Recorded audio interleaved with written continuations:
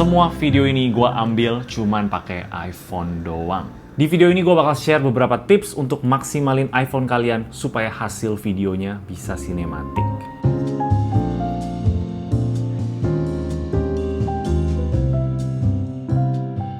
Gue baru sadar pas jalan-jalan di Taiwan kemarin nih, yang sebenarnya gue bawa juga kamera mirrorless gue ini ya. Gue pikir bakal pakai ini 100% untuk semua keperluan syuting, tapi ternyata enggak, karena pada akhirnya gue kapok banget sama bawa-bawa kamera berat kayak gini di tas gue ya. Jadinya gue lanjut rekamannya semua itu pakai iPhone doang, dan kayak ginilah hasilnya.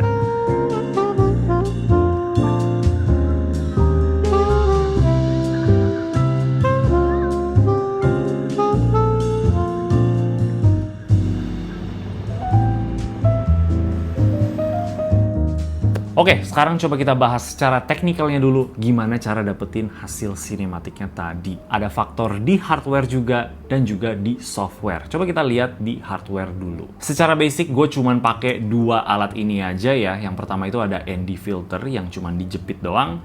Dan di sini ada SSD kecil ini untuk storage. ND filter ini udah harus menurut gua untuk dapetin cinematic feel-nya itu. Apalagi kalau kita rekamannya itu di 24 fps. Biasanya shutter speed-nya itu kita kali 2 dari kita punya fps ya. 24 fps artinya shutter kita itu di 1/48 atau mungkin 1/50 lah, tergantung kameranya itu seperti apa. Atau kita bisa set shutter angle 180 derajat juga supaya lebih gampang. Sekarang karena shutter speed-nya itu stuck di 1/48 dan kita nggak bisa ubah-ubah lagi. Dan kebetulan iPhone ini juga aperture-nya nggak bisa diganti-ganti. Jadinya kebanyakan kalau kita mau shooting outdoor itu pasti keterangan. Walaupun kita udah set ISO di paling rendah. Makanya kalau nggak ada ND filter kayak gini, agak sedikit susah untuk dapetin cinematic feel-nya itu. Tapi kalau misalkan kalian nggak punya, kita masih bisa akalin dengan naikin shutter speed-nya. Kayak contoh di 1/500 atau mungkin 1/1000.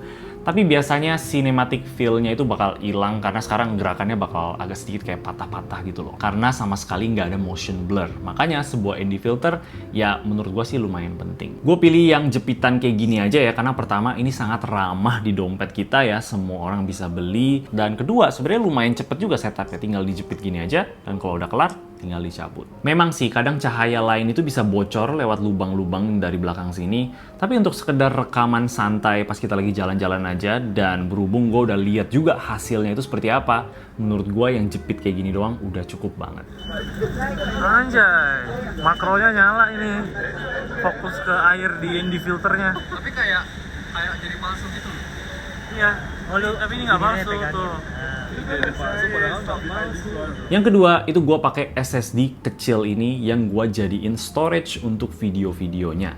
Ini SSD Eclipse namanya dari Adam Elements yang udah sponsorin video ini. Adam Elements itu adalah sebuah brand asli Taiwan ya, yang fokusnya itu ngebikin aksesoris untuk HP-HP kita. Kayak contohnya ya SSD ini tadi, ada kabel-kabelan juga, ini gue punya yang magnetik ya, dan juga bisa banyak colokannya, charger, dan juga power bank. Power bank mereka jujur keren banget ya, karena ada fitur airplane mode yang mereka patenkan supaya makin aman lagi pas lagi naik pesawat. Power bank mereka juga udah pakai teknologi solid state battery, artinya baterainya itu udah 97% solid dan udah dites, ditusuk-tusuk lah, digunting-gunting, itu tetap nggak kebakar. Dan fun fact, teknologi solid state battery itu cuma ditemuin biasanya di mobil-mobil EV, tapi power banknya Adam itu juga udah pakai. Mantep banget. Ditambah mereka juga udah ada AI-nya yang bisa shutdown powernya kalau suhunya itu udah panas, supaya baterai HP kita nggak cepet rusak. Semuanya juga udah ada triple C, jadi kalau mau dibawa jalan-jalan di Cina itu juga nggak ada masalah. Favorit gua adalah yang ini, Adam Elements Vionta Q,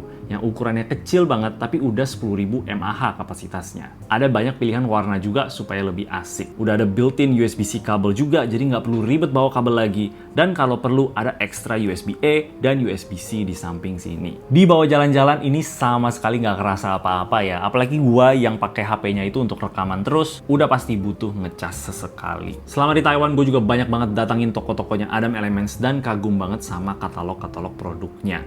Sampai gue borong juga beberapa bawa ke Indo. Salah satunya Mac 3 Ultra ini yang warna orange, supaya serasi sama iPhone gue yang warna orange juga. Coba cek Adam Elements, brand yang udah gede banget di Taiwan dan juga sebenarnya di seluruh dunia ya, tapi masih underrated banget kalau di Indonesia ini. Gue bakal kasih link mereka di bawah.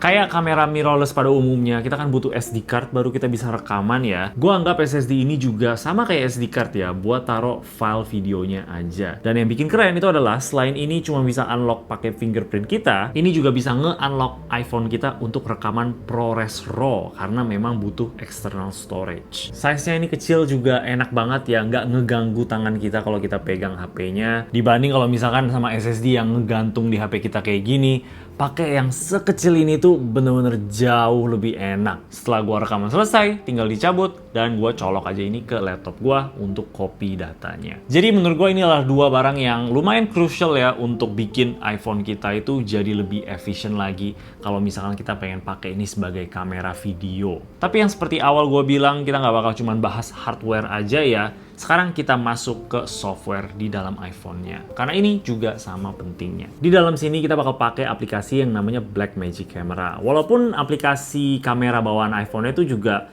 sebenarnya udah oke gitu, kita bisa rekaman lumayan bagus di sana, tapi kurang fleksibel aja. Apple juga sebenarnya punya aplikasi sendiri yang namanya Final Cut Camera, tapi di video kali ini kita bakal fokusnya di Blackmagic aja. Aplikasinya ini juga gratis untuk di-download ya, jadi pastiin kalian download dulu sekarang, baru kita lanjut ke settingan-settingannya. Oke, setelah masuk ke aplikasinya, UI-nya itu bakal kayak gini ya, agak sedikit menyeramkan gua tahu, tapi aman banget di sini gua bakal guide kalian. Sekarang kita masuk aja ke settings yang ada di sini. Di sini ada codec, resolution, dan color space, dan ini 3 hal yang menurut gue lumayan penting. Pertama, di codec secara default itu udah kepilih HEVC dan bitrate-nya itu di 36 Mbps. Nah, kita mau ganti ke maksimum bitrate dan HEVC-nya ini udah di situ aja, nggak perlu diganti lagi.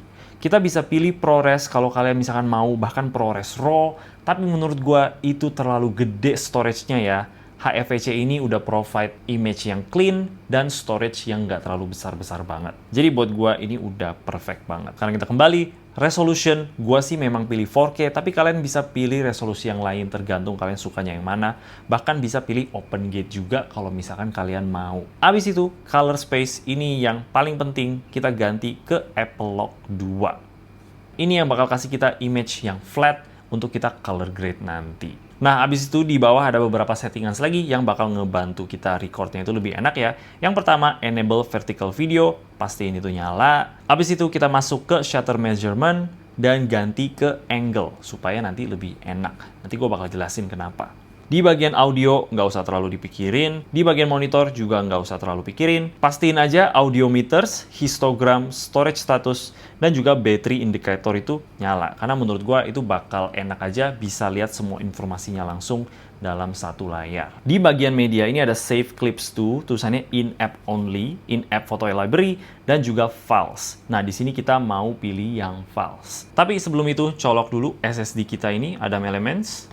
Pilihnya gampang aja, tinggal tap filesnya di sini, tap lagi browse, habis itu cari kita punya SSD, ini namanya Eclipse S, klik lagi, karena gue udah punya folder Blackmagic, gue bakal klik di sini dan klik open, supaya nanti filenya itu ke save langsung ke SSD, nggak ke dalam HP lagi, supaya storage kita aman. Oke, abis itu udah, sekarang kita balik ke kamera. Di atas ini ada lensa, terus ada FPS. Gua sih pilih 24 FPS ya, tapi kalau kalian pengen FPS yang lain, kayak misalkan di 30 atau 25, itu sih jujur aja bebas, tapi gue lebih suka 24. Terus shutternya pastiin kita pilih di 180.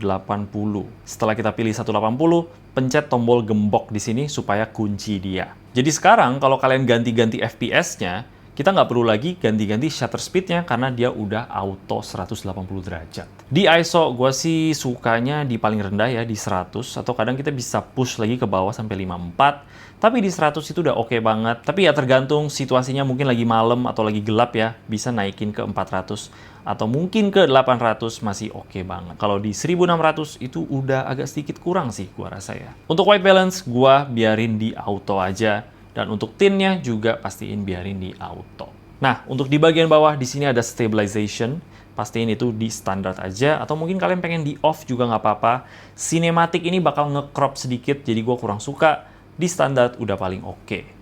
LUT ini gue bakal skip dulu, dan yang ini itu lensa ya, kita bisa pilih lensa wide angle, lensa standar 24mm ini udah paling bagus banget. Tapi in general, semua lensanya tuh udah bagus banget, gua nggak ada masalah. Pengen bilang aja, kalau kalian pengen zoom dari 24mm ke 100mm, itu tinggal diklik aja ya. Karena kalau kalian pilih 24 terus kalian zoom kayak gini, ini tuh digital zoom, bukan optical. Jadi untuk kualitas yang terbaik, pilih langsung lensanya ini aja. Di sini ada exposure compensation, kita nggak perlu terlalu apa-apain ya, karena kita manual. Untuk fokusnya, pastiin kita klik autonya ini supaya dia autofokus. Dan yang terakhir, ini sih nggak terlalu penting-penting banget, tapi gue suka nyalain grid supaya lebih enak cari komposisinya. Di sini juga sebenarnya kita bisa nyalain flash, kalau kita mau ya. Tapi kebanyakan sih nggak terlalu butuh-butuh banget.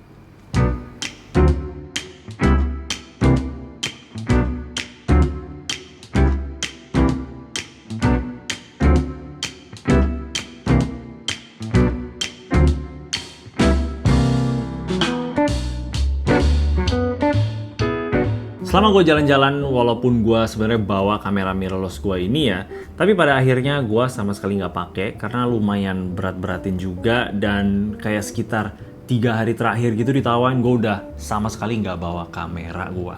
Semuanya lewat iPhone aja. Cuman ada sesekali gue pakai lah pas kayak misalkan ngomong ke kamera kayak gini, karena lebih nyaman aja pakai kamera dibanding pakai HP. Tapi selebihnya pas gue lagi jalan-jalan itu 100% cuman pakai iPhone gue doang. Dan jujur sampai sekarang ya gue masih kagum sama hasilnya.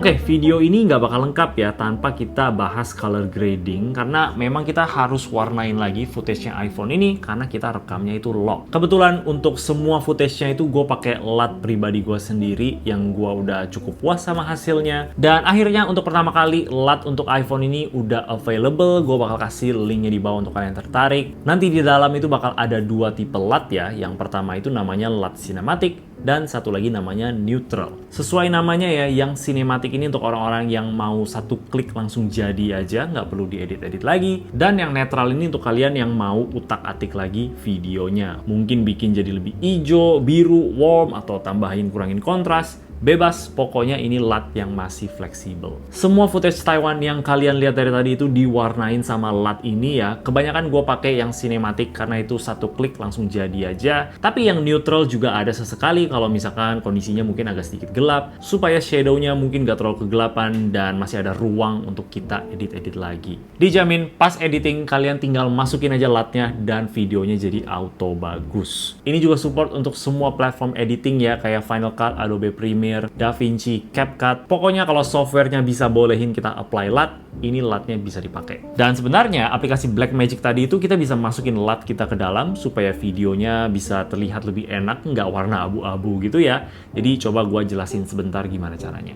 Nah, di tab LUT ini ya, kita bisa masukin LUT kita pribadi atau mungkin LUT yang kalian udah beli ke dalam sini supaya warna videonya itu langsung enak dilihat. Karena kita rekamnya itu log, jadi warna videonya itu bakal abu-abu kayak gini. Agak susah untuk kita lihat. Dan karena gue udah punya preset pribadi, jadi gue bakal masukin ke dalam. Kita tinggal masuk ke settings lagi. Klik LUT Manager di sini, dan gue bakal matiin semua LUT yang udah built-in dari Blackmagic Cam-nya ya, karena gue nggak pakai, supaya lebih rapih aja interface-nya. Untuk import LUT itu sebenarnya gampang aja. Kita buka files dulu, kita pilih on my iPhone, terus pilih Blackmagic Cam, dan ada folder LUT di sini.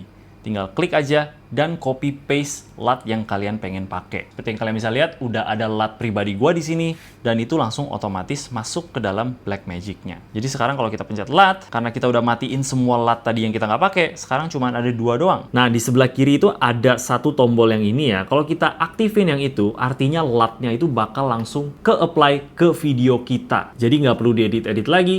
Videonya langsung jadi bersamaan dengan LUT-nya. Kadang-kadang gue pakai kalau misalkan gue pengen rekam sesuatu dan langsung upload ke Instastory. Tapi biasanya sih gue matiin karena gue tahu gue bakal edit lagi di komputer. Jadinya gue nggak apply langsung. Kalau kalian tertarik sama LUT-nya, gue udah kasih linknya di bawah. Sebelum itu, thank you juga atas supportnya kalian sampai saat ini.